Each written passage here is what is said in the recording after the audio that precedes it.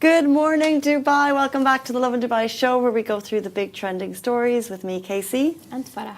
And our top story for you today, what parents need to know about the education law. And the free parking is announced across Dubai for New Year's Day. The GDRFA is hosting a New Year's event for the Dubai workforce. And Wazen shuts down comments accusing her of dyeing her daughter's hair. Later on in the show, we're joined by Anthony O'Sullivan from Ernst & Young, talking why safety isn't just security, it's actually big business for Dubai. In today's rapid weather report, it's partly cloudy with temperatures ranging from 19 to 25 degrees Celsius. We are inching towards end of year. Yes, oh my God, I'm so excited for that. Nearly there. We're going to talk about traffic updates. Before we get there, I want to jump through the big words of the year. Okay. According to Oxford Word of the Year, so all of the big dictionaries, they release their most used word of the year. Okay, yeah. They may incorporate the following year. Some of them I know, some of them I don't know. First one, rage bait. Makes sense. Yeah. Okay, that's been used a lot. Yeah. Content to deliberately anger people. Oh, some people think that we do that, but no. No, our commenters do rage bait. I see people jumping in, do rage bait in the comments, but it's a word that you could use pretty regularly. Like, I think it's, you see it in content and then we use it in real life now. I think it's already there. It's already there. Aura farming. Oh yes, I've heard that in the beginning of the year. I didn't know what that meant. I feel like I'm like inching too close to being old where I'm not getting the Gen Z lingo. So like this, I didn't understand it at first. Well, I didn't understand it either, and I just connected it to that GIF, the meme of the kid. I think he was based in Indonesia, right? And he does the boat rowing thingy, and he does like the dance moves. You guys know what we're talking about. Let me tell you what it means. So it means the cultivation of an impressive, attractive, or charismatic persona online by behaving or presenting in a certain way, so basically trying to look cool and confident and mysterious online. So that's aura farming. Yeah, okay. Completely understood that now. I didn't get it before either with that. Okay. Biohacking, according to Oxford, it's a notable runner-up word of the year, biohacking. Isn't that like when you do, it's not necessarily cosmetic, but you do changes to your body, right? To live longer. Right. Yeah, it's trying to optimize your physical or mental performance by using means such as supplements or devices, basically. And there's a really famous influencer, and he said he's going to live until he's like 100 and something because he does all these things. We shall see. Exactly, but we don't know. We'll find out. Okay. As long as you live healthily, that's all that's important, really. I think so too. The Macri Dictionary Word of the Year for 2025, and I think this is a really good one, AI slop. Oh, slop. Which is low quality content generated by generative AI. So, you might ask a question, your AI is like, I see you like cats, I've generated a few for you, but you haven't asked anything about cats. Oh, okay. So it's when it messes up. Yeah. Okay. It's when AI just gets sloppy. Yeah, sometimes it doesn't act super smart, and other times it just like gets it, like really gets it right. But yeah, no, sometimes it's... Okay, that's where that word comes from then. I get it. Okay, let's see what else we have. Attention economy, that's pretty popular this year. Attention economy. And an economy in which human attention is treated as a major commodity. I think I heard Gary Vee say it. He's like, what matters now is the public's attention. So how much time we're spending on a certain thing. So Facebook is trying to get our attention. WhatsApp is trying to get our attention. I don't know. And then the last one, which I hadn't heard of, Collins Dictionary Word of the Year 2025 is vibe coding. No, I haven't heard of that. It's got to be something you've heard of. Not me. Then again, I'm one of the rare ones where I'm technically Gen Z, but I don't understand all the lingo. I'm not on Snapchat, all that stuff. So I'm actually considered the grandma of Gen Z. This isn't specifically Gen Z though. This is like the words of the year for everyone.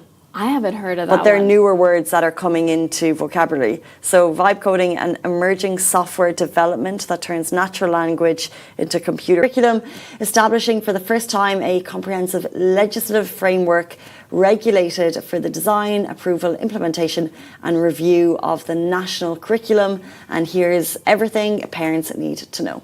The law applies to all schools, public and private, from kindergarten right through to grade 12, including international schools. It introduces a national education charter, which sets a clear goal for what children should learn, focusing not just on academics, but also on values, national identity, and future-ready skills.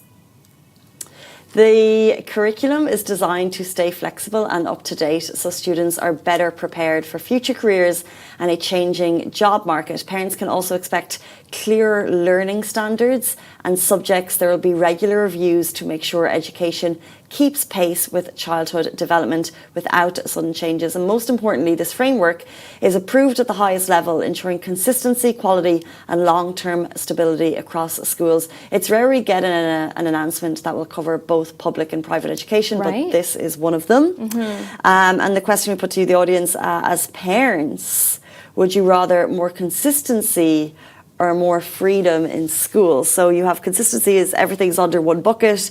So currently we have the KHDA, which is the private school board body for school. And then we have ADEC, which is the Abu Dhabi National School. Yeah. And they run the public school information. I think so. But I guess now they'll both come in under one umbrella run by the UAE National Government Education Review, I suppose. I think it's a good thing. I mean, I'm not a parent myself, but if I were to put myself in their shoes, I think consistency more than freedom is better. I think it elevates the level of education in all schools like together. So like if one of them perhaps was lacking in some department, maybe the education like wasn't top tier, now I think all of them will be elevated together. That's just what I think. I'm not sure if that's the outcome, but yeah.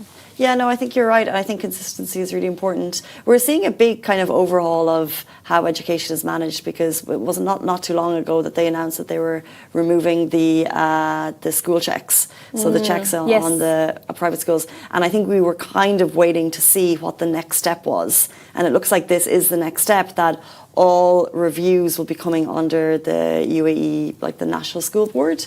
And then I wonder what that will mean for holidays, because there is a bit of inconsistency there among schools. But then again, maybe schools will be allowed the freedom, but we're not sure on that yet, to kind of keep the schools consistent with their calendars, because not all schools are the same. But TBC on that one, that is the first announcement. Stay up to date with Lovin Dubai for the news.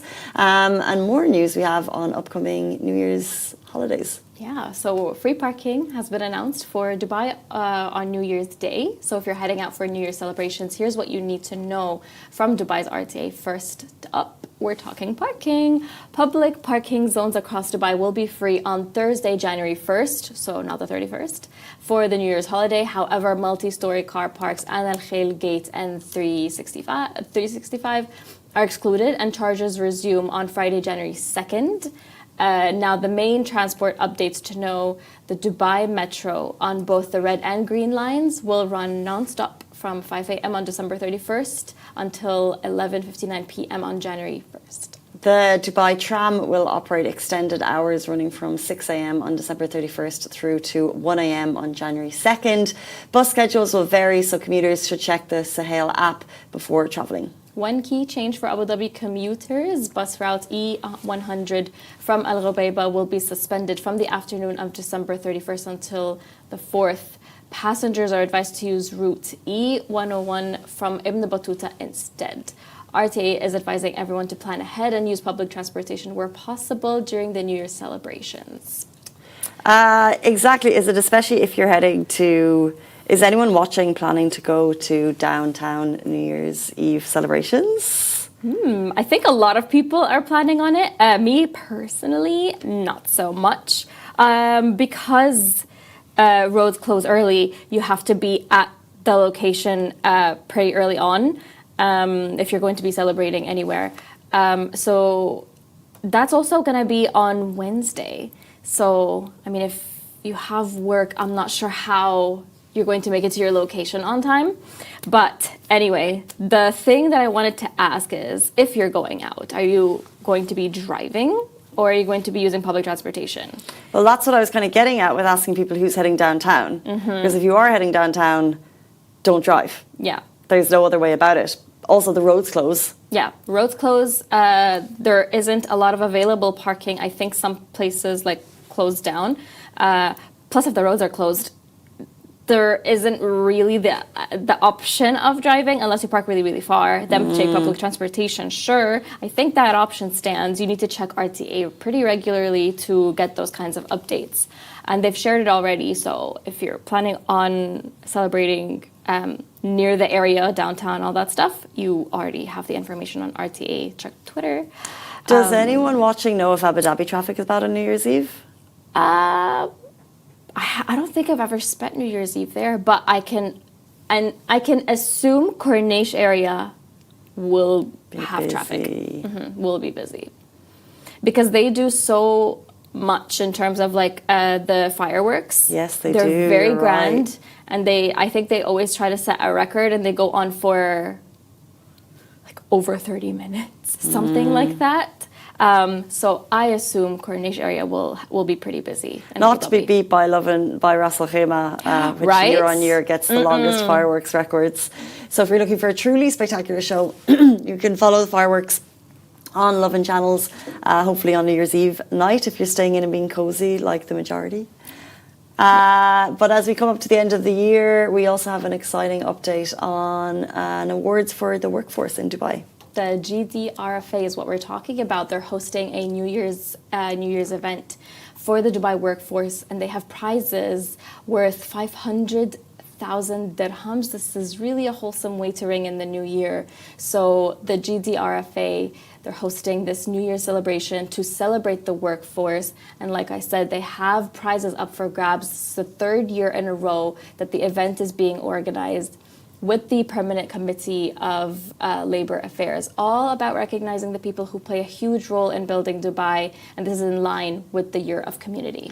So celebrations will kick off at 6 p.m. and take place at workforce accommodation areas, including Jebel Ali, Al Quoz and Muhezna. And if workers can't attend in person, they can still join in online through the Blue Connect app.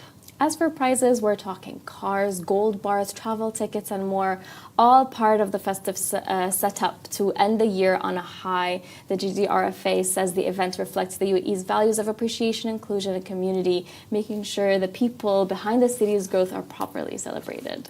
How amazing to see such a big prize happening towards the end of the year. It's such a so nice thing to sweet. see. It really is. And those prizes are so significant. They help a lot, I think. Sorry, I'm just seeing a message from Shan, who's watching the show. I need prize, but I haven't done anything for Dubai. Well, yeah, it happens. It'd be like that. But the end of the year always gets us thinking of like your bonuses, prizes, incentives, all that stuff. You always hope for salary increases. You always hope for a good bonus that is life-changing, will go towards your savings.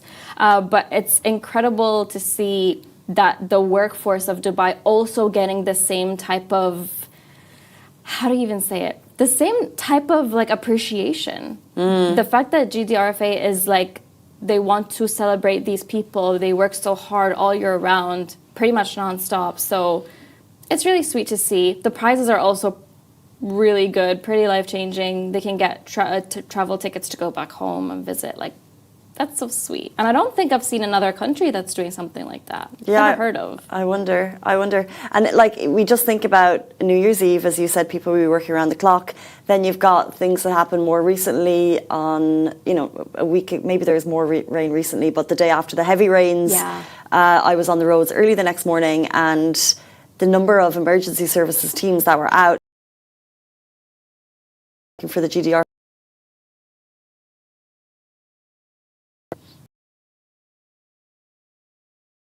So people might leave. They might bring waters around to construction sites. But what impact are we really having? It's a gesture and it's a gorgeous gesture, but how far does that go?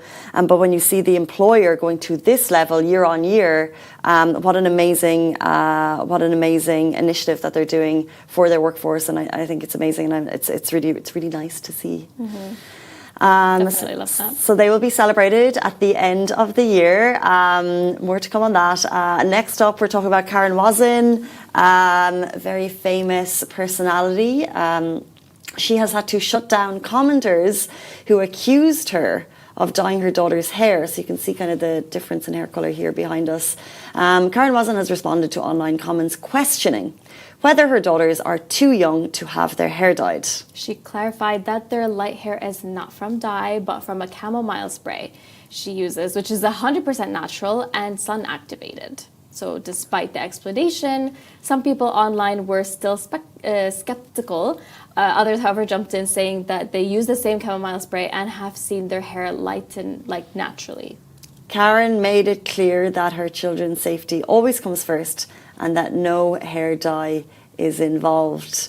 So, you know, I kind of really feel for her in this situation, because I think as a parent, you probably do a lot of questioning yourself. Yeah. And then for other people to question her to kind of a large scale, because everyone thought their hair was dyed. Yeah. So she's had to come out and do a video with her kids and say, no, we used an all-natural spray, which, by the way, you know, when you're, whatever age you are, when you're younger, you start experimenting. You want to, yeah. You want to, like, have fun colors, or you want to lighten your hair a little bit. Some people use something called Sun-In. Same concept, basically. It's activated by the sun. I used it and never got this blonde. I've never used any of these, but I would have wanted to. Like, I see myself, like my younger self, and I would have wanted to use something like that, but my mom wasn't about it. I think I tried it, but basically she uses all natural spray, and then she said then being in the sun activates it even further. And obviously their hair did take to it. Like, I don't think she's lying, but I really feel for her having to come in and basically defend her parenting. Yeah. Because other people felt the need to comment on it in a negative way. It's crazy. The fact that she had to make a video explaining, like, I feel like as a parent, you do your best, you try your best, only to be like scrutinized online and be told like, we don't believe you, we don't, like, how dare you like dye your children's hair and stuff. Who are you to kind of say or to kind of question a parent and their child? It's their child. Like, why are you questioning other people's parenting? And even if it was dyed. Like, I feel like there's worse things in the world. Yeah, and I don't think they're that young, honestly. I mean, but like, again, that's just me. Like, if she didn't want to dye her children's hair, completely fine as well. It's just the fact that people are so comfortable to judge and question online. Would you have that same... Would you do it in person? If Karen Wazen was standing right in front of you, so true. Would you ask? I don't think people would. People are just so comfortable questioning online. You wouldn't do it in person. Don't do it online. That's such a good point. Oh. Would you say it to Karen's face? No. You'd be like, oh my God, I love you. Mm-hmm. You wouldn't judge a parent. Anyway, she said it is not hair dye, in fact, and I think she has probably upped the sales of all natural chamomile hairspray. I'm in the market now. Now I want to see what it's all about. Yeah, interesting. Why am I paying so much for blonde hair dye? I'm just going to use chamomile hairspray and sit in the sun for 2 days. We digress. Please stay tuned. Next up, we're talking why safety isn't just security in Dubai. It's big business. A new study has been released by Ernst & Young, and we're going to get into the details of it. Join us after the break. Stay tuned.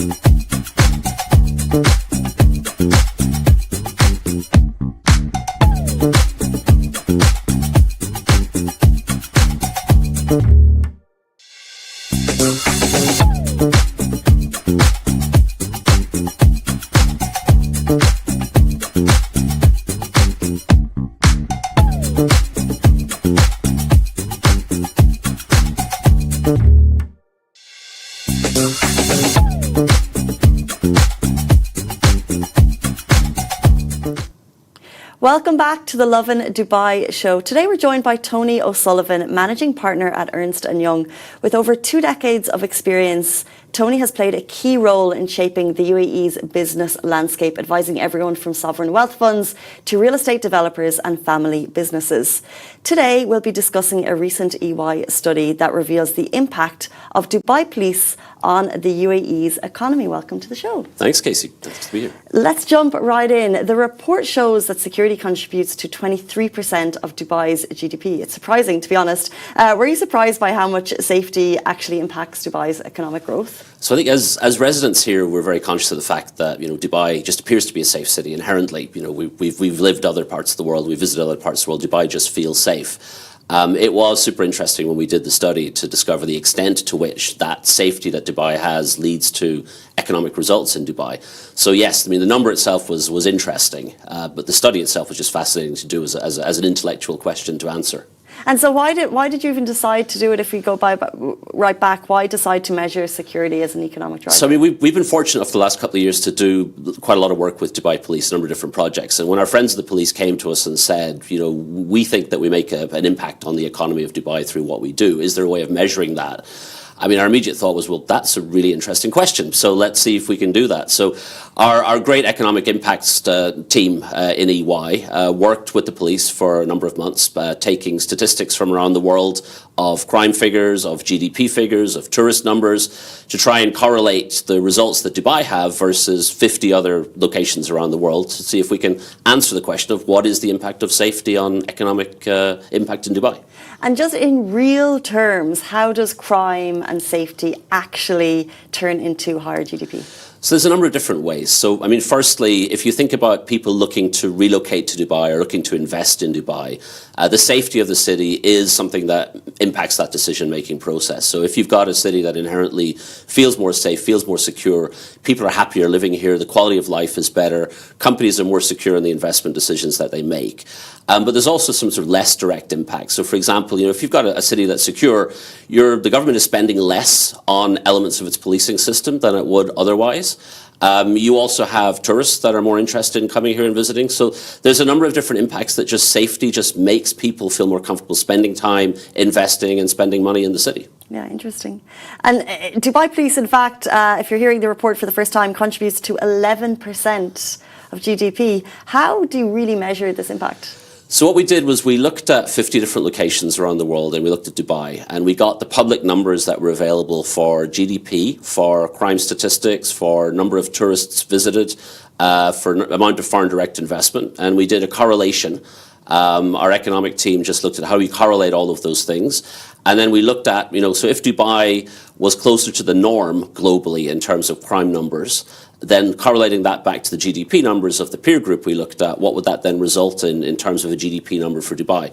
And what we discovered when we did that was that the safety and security systems in Dubai contribute to between 14 to 23% of total GDP. So then the question we were asked by the police who were engaging us on this is, okay, so then what's our size of that in terms of what we do as the police? So then you look at the total infrastructure of security and safety in Dubai. It's not just the police, it's the court system, it's the prison system, it's the customs. Right. And you say, well, the operational footprint of Dubai Police within that ecosystem, what proportion does that give you? And that gave us a number of between 7 and 11% of total GDP was arising from what Dubai Police themselves were doing. And so we're talking about, if we're talking about people living here, or if we're talking about people thinking of traveling to the country, how important, or can you understand how important it is for tourists, how important is safety for tourists when they decide to travel?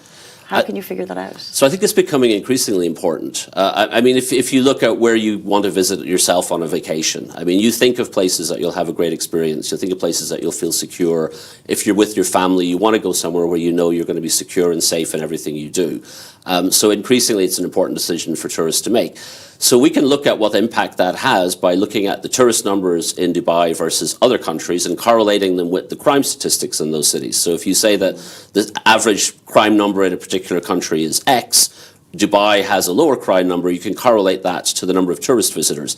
And when we did that for Dubai, we found that between 4 and 6 million additional tourists come to Dubai every year because of the impact that Dubai police makes on making the city feel secure and safe. And do you have any, like, what would the other factors be? For tourists to visit? Yeah. So look, there's a lot of factors around Dubai and why Dubai is attractive to people to visit. So obviously you've got some great attractions here. You've got great shopping here. You've got great weather here, particularly this time of the year, people coming from Northern Europe. But we also sort of looked at the security element of it. So within all of the different factors, when we tried to pin down what the security looked like, we came with a number of about 4 to 6 million for Dubai police impact on tourist numbers. Yeah, it's fascinating. Beyond the numbers, how do trust and quality of life affect economic growth? I think, to me, this was the most interesting part of the report. I mean, it's good to come with a number, but then it also just reinforces the importance of this in general. If you look at Dubai government, it has an economic strategy called D33. There's a number of different pillars to that, and one of the pillars are the quality of life for people living in Dubai. And part of what underpins that is just making Dubai feel like the safest city in the world. So Dubai government has underpinned in its economic strategy safety of the city as being a key component. And so we all know this kind of inherently. I mean, we've all seen the TikToks of people that leave Birkin bags sitting on benches and wander off for half an hour, and they're still there when they come back. Sure. But when you sort of go into the weeds on this, you realize that people making investment decisions, safety is really important to them, because it's not companies that decide to invest in Dubai, it's individuals that decide to invest in Dubai. Mm-hmm. And they're just making that decision based on their own internal needs and wants. And basic psychology is Maslow's hierarchy of needs. Your lowest level is you want to know you've got air to breathe and water to drink. But the next level up is safety. So safety is paramount before it even becomes to, some of the other attractions that Dubai have, the ability to make a good career here, the ability to be an interesting part of the world. Safety sort of underpins everything. If you don't have that as a city, then none of the other things that you do will have the same level of impact as they would have. Very true. Shout out Dubai Police for making us feel safe every day, for sure. Absolutely. What do you think other global cities can learn from Dubai's security model? So what I think they can learn is that the security of Dubai is part of the whole holistic model for the city. So again, as I mentioned, Dubai has this model of being the safest city in the world. Why do they do that? Because they know that if the citizens are happy, if the residents are happy, if they feel safe, if tourists feel safe visiting, if businessmen feel safe investing, that's going to lift and be for the benefit of the city as a whole. So again, I think this just reinforced that if you're a city around the world looking at how you succeed and how you make the quality of life better for your people, having that policing system and safety system in place is going to be one of the key policy decisions that you need to make sure you're successful as a city. So interesting. Dubai Police not just making us safe, but as you said, making the city successful. Yep. Tony O'Sullivan, thank you so much for joining us this morning. Pleasure. Thank you for having me. That is